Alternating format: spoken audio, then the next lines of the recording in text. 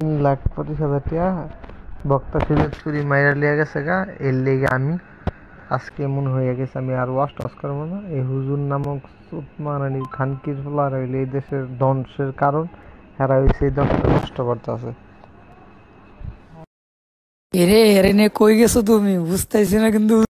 বুঝবা বুঝবা দুই একটা হইলে তখন তোমারে বাই বাই কই বসলে বুঝবা।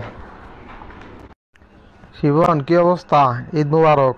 আর আপনার কি বাইরে লইতে পারবো না নাকি?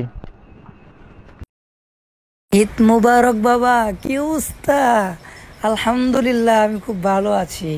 এখন কথা হচ্ছে ভাইরাল হবেন আর বাপ সহ হবেন। কথা হচ্ছে আপনি চুল কবে কালার করবেন এটা আগে ঠিক করেন। হ্যাঁ, মানে আমি সেলুন দেখতেছি, ঠিক আছে? আপনি আগে চুল খালি লাল করা লাগবো, পরেরটা পরে দেখা যাবো না, বুঝছেন নি?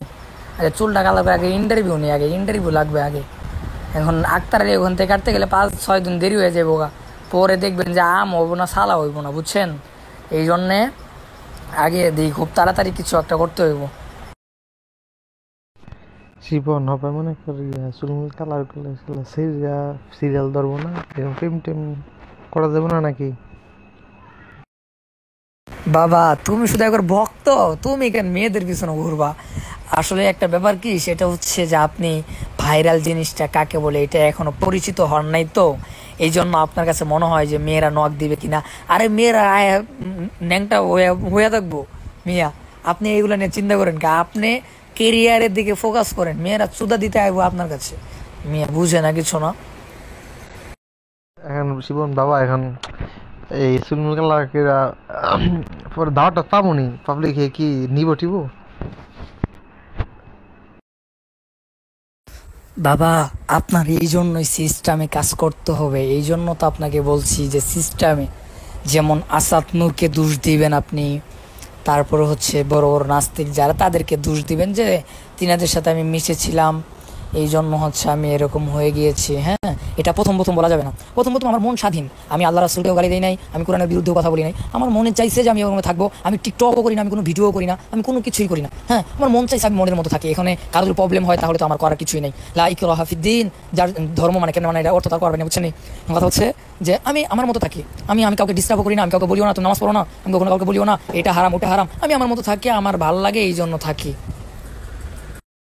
যখন আপনি ভুল বুঝতে পারবেন তখন হচ্ছে আপনি এটা বলবেন যে আমি বড় ভুল করে ফেলেছি, আপনারা আমাকে ক্ষমার দৃষ্টিতে দেখবেন। আসলে আমি ইহুদি খ্রিস্টানদের চক্করে পড়ে আমি আমার নিজেকে আমি হারিয়ে ফেলেছিলাম। আমি যে আলেম এটা আমি হারিয়ে ফেলেছিলাম, যে আমি একজন আলেম আমার কীভাবে থাকা দরকার এটা আমি ভুলে গিয়েছিলাম। আপনারা আমাকে ক্ষমার দৃষ্টিতে দেখবেন, আমি তওবা করে ফিরে আসতে চাই। আমাকে হচ্ছে একবার সুযোগ দেওয়া হোক। আমি আমার ভুলটা বুঝতে পেরেছি, আমি জাতির কাছে ক্ষমা চাই, আল্লাহ সুবহানাহু ওয়া তাআলার কাছে ক্ষমা চাই, যেন আল্লাহ তাআলা আমাকে মাফ করে দেন। আসলে আমি বুঝতে পেরেছি টাকাই সব কিছু না।